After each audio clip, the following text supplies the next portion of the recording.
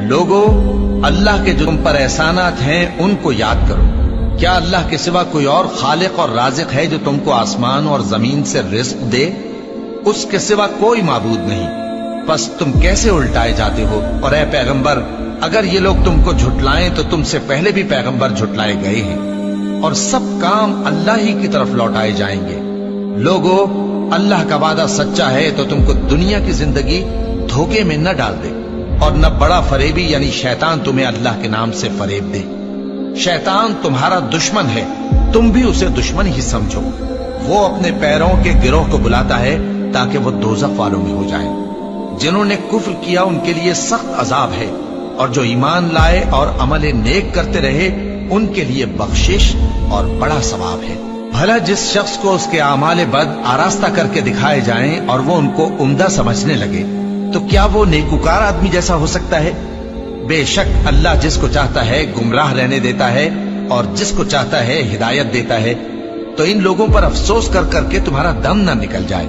یہ جو کچھ کرتے ہیں اللہ اس سے واقف ہے، اور اللہ ہی تو ہے جو ہوائیں چلاتا ہے، پھر وہ بادل کو ابھارتی ہیں، پھر ہم ان کو ایک بے جان علاقے کی طرف لے جاتے ہیں، پھر اس سے یعنی بارش سے زمین کو اس کے مردہ ہو جانے کے بعد زندہ کر دیتے ہیں۔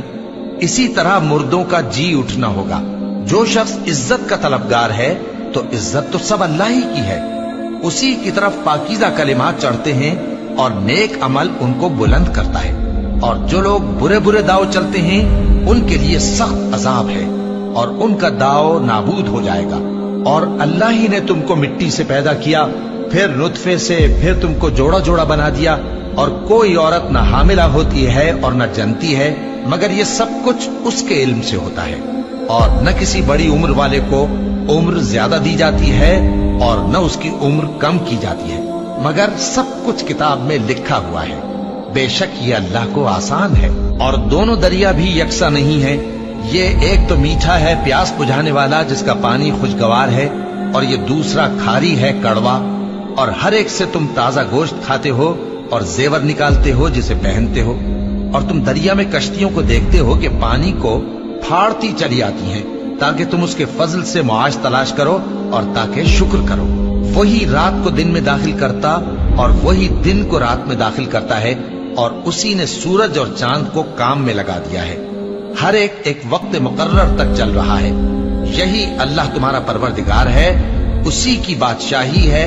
اور جن لوگوں کو تم اس کے سوا پکارتے ہو وہ کھجور کی گٹھلی کے چھلکے کے برابر بھی تو کسی چیز کے مالک نہیں۔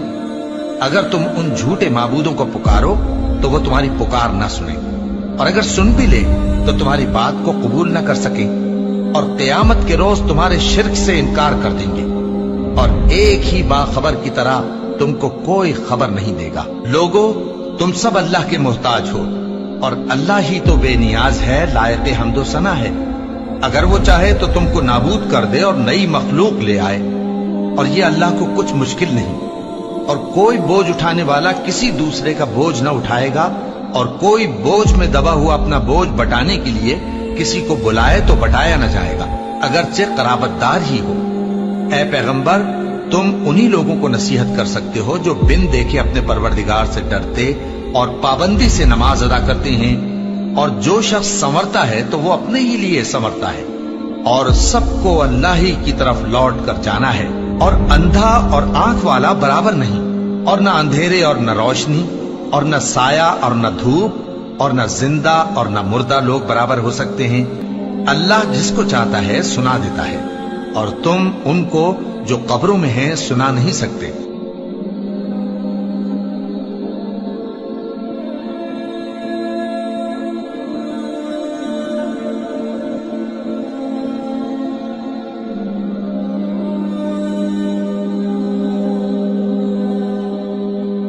جب زمین بھونچال سے ہلا دی جائے گی اور زمین اپنے اندر کے بوجھ نکال پھینکے گی اور انسان کہے گا کہ اس کو کیا ہوا ہے، اس روز وہ اپنے حالات بیان کر دے گی، کیونکہ تمہارے پروردگار نے اس کو حکم بھیجا ہوگا۔